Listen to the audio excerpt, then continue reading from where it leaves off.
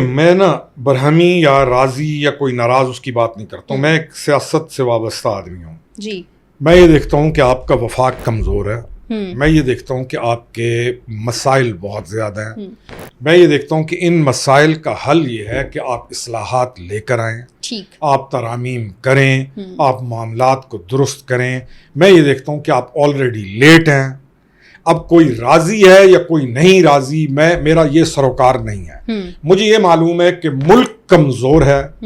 ریاست اس وقت ایک لوز سٹیٹ سے سافٹ سٹیٹ ٹائپ کی ہمارا امیج ہے. سسٹم کمزور ہے.